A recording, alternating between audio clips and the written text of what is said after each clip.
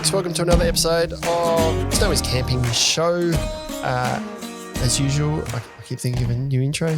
Joined by myself and Lauren. How are you? Good. How are you? I'm well, thank you. Good. We're doing a short episode today. One of our little snippets of episodes that you asked sort of questions. You asked, to try and bring you more content on pointier topics. We've just done a long chat about something else and we're tacking this one on afterwards. So we've got a stubby holder of questions. Am I picking or you're picking? You can pick. That's fine. These are available online, by the way. We're going to intro these stubby holders every single time. This episode's most useful stubby holder you'll ever buy. This is a question that your team's got to put more questions in here. By the way, we're running low. Fill it up. It's getting dry. What is it? So it's a bit of a pointy one. Is it covered under warranty?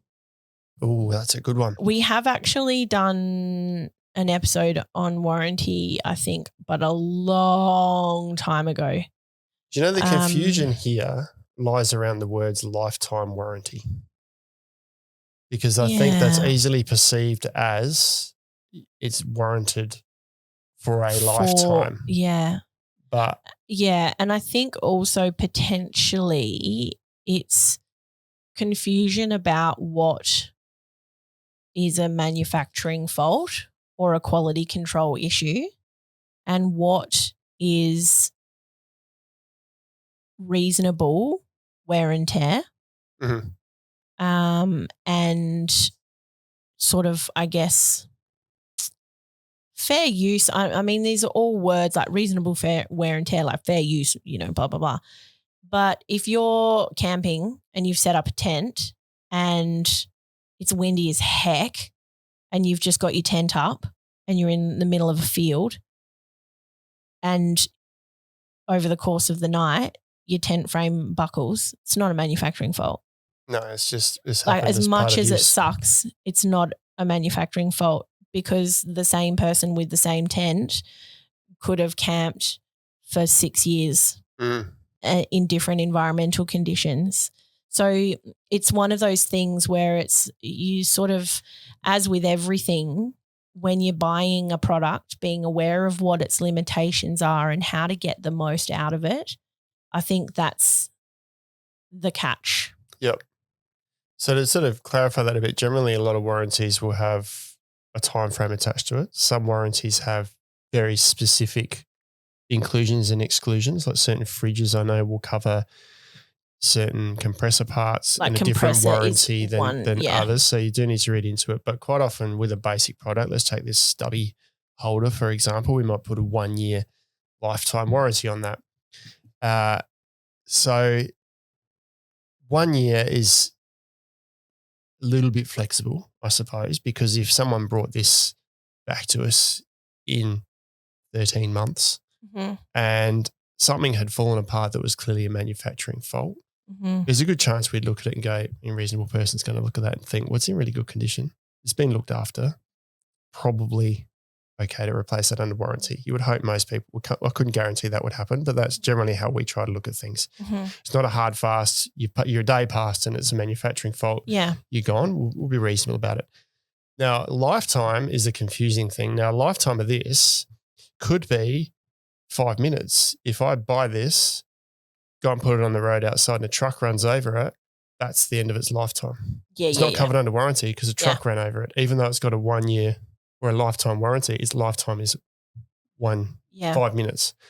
If I've used this for 10 years and it's looking really ratty and the stitching has fallen apart, then it's probably past its lifetime. It's just been well used and loved and it's started to fall apart.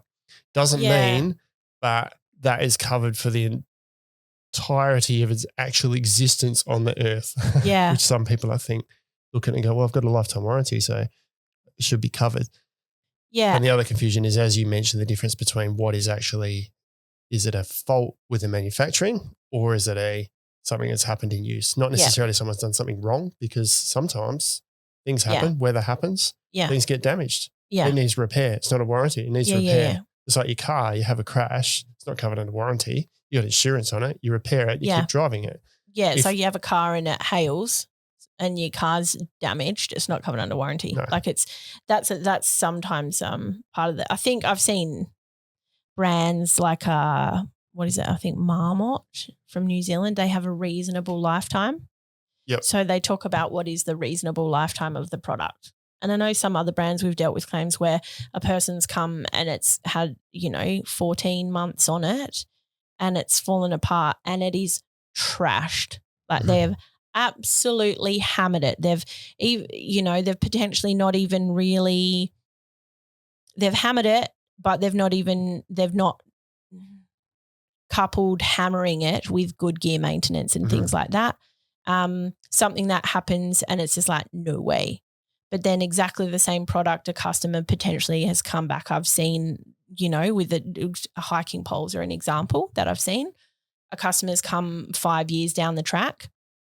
Their poles are in really great condition. They've obviously used them, but they're well looked after. They're cleaned, they're maintained, they're whatever. Something's happened on the trip.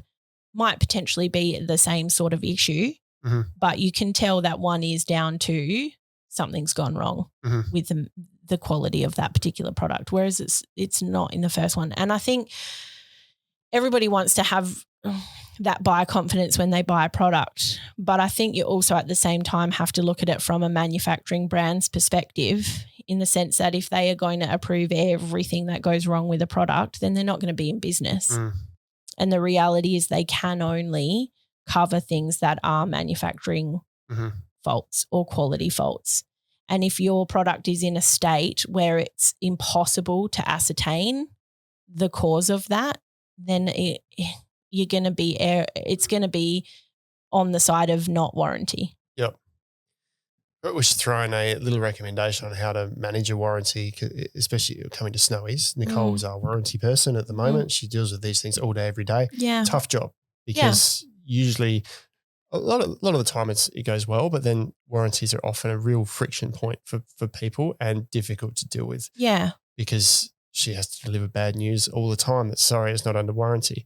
But the benefit is if you're buying through us, at least, we've got someone dedicated to warranties who's there as that medium between the supplier and the customer. We're interested in the customer. We want to make sure that you stay our customer and your experience is positive. So there's quite often, if it's not covered under warranty, it's outside of warranty, something's happened that is not a manufacturing fault.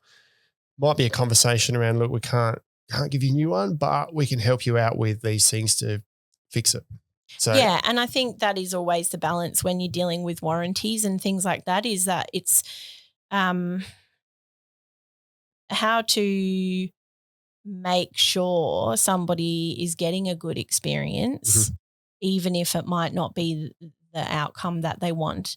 And sometimes that's really hard when you have to talk to a customer. Like I had a customer recently who had a gas stove that was submitted for warranty because they were having issues with it. The issues that were the causes of the issues for the stove basically came down to cleanliness, essentially. There had been lots of fat and oil and grease and stuff that had gotten into the burner that was causing issues, which obviously isn't a warranty issue. And then, so it's that side of thing. It's like, okay, well, it's actually not a warranty issue, so we can't give you a replacement, but we do really want to do our best to potentially try and give you some spare parts to mitigate how, badly clogged it is already. And then here's a bunch of tips as to how we can prevent this from happening in the future, because I think a lot of that as well is education, right? Like I find part of my role now is to try and help give people as much information as they can about the gear that they're buying and how to get the best out of it. But I think it's quite difficult when it sort of gets to a point where it's like, there is a bit of user error here. So I think it's always a bit of a fine line, and I think it's probably the thing that makes our job the most difficult, because we don't want people to feel like they're not supported. Yeah. Probably also important to note that we invest a fair bit of time in that. I think I talk from any business, a fair bit of time is invested in dealing with warranties, and these businesses don't always just get money back from the supplier either. Yeah. Where the medium between supplier and customer, as I said before, sometimes we just need to absorb those costs because we might think the supplier is being unreasonable, or we want to keep you as a customer. So there is a cost involved, and we want to the best outcome for both sides of the party. Yeah. And I mean, there's obviously your manufacturing warranty, and then there's also your consumer guarantee. And so when you purchase your product at Snowy's, like Snowy's are essentially responsible for that product that you've purchased, right? Mhm. But if it falls under that manufacturing guarantee or that manufacturer's warranty, we often will then have the supplier, because it's the manufacturer, right? So you've got the consumer guarantee that we help you with. And then you've also got that manufacturing warranty, which we would then get credits for or replacement sent from the supplier. We do a lot of liaising with brands. And quite often we'll have somebody come in who might have something and they're like, yeah, this is, and we're like, this is Dodge. And then the brand goes, no way. And we're like, come on.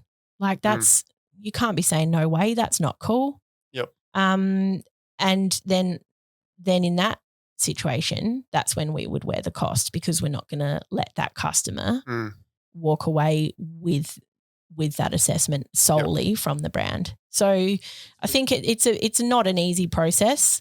And is it covered under warranty isn't always a clear answer. No. We the products we carry too, part of the decision process in what we carry is based on the support us and our customers get from that brand as well. Yeah. So if it's a ordinary product and they're not backing it up with repairs or warranties, then it's more effort than it's worth for us to deal with it. So yeah, we try and filter all of that out, which is why you probably won't see some brands on our list, I suppose. Yeah. And I think also there is that element as well, is that if you do have the question of whether or not something's covered under warranty, we're not always going to be able to tell you directly either. So especially if it's something that you've purchased online, sometimes we need a lot more information. We need to see it. We need more photos. We need more information. We need to understand the source of the issue. And the reason for that is a number of things. One, to make sure that if you are going to be getting like parts and things like that, they're going to be parts that will actually mitigate the issue. Because it has happened before where we've sent parts to people and it's not mitigated the issue because we didn't have all the information at first, which is totally fine, but it just helps us to help you better if we have more information.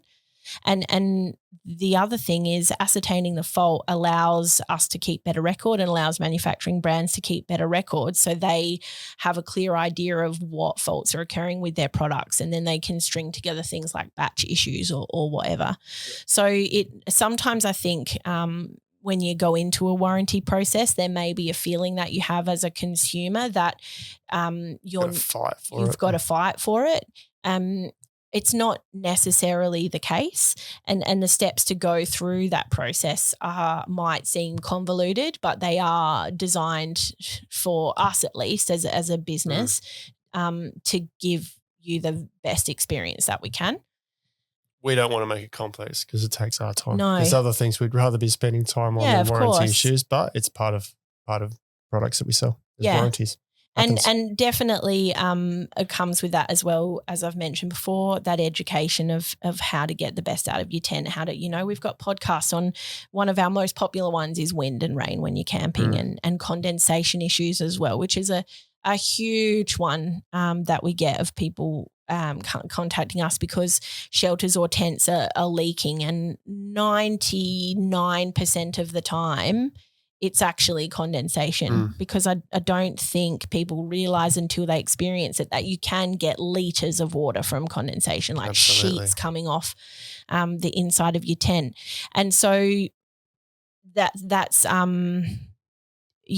part of that process that makes it tricky when people are like, my tent's leaking, and it's like, oh, we're having a look and these are all the indicating factors that we've got to suggest it's condensation. It's not at all a dismissal. It's also part of wanting to provide a bit more information and education about the product that you've got and what you can expect from it. So yeah, just sort of things like that. But the aim is to always provide as much support as we can to all customers. If you've got any concerns, just give us a call. Let's talk through it. Nicole's the first point of call at the moment. Talk through it with her and we'll work out where to go from there. Yeah. I reckon that was our most serious episode yet. Yeah. I mean, it is a tricky one, isn't it? It is tricky, yeah. But don't be concerned. If you got any issues, just give us a call.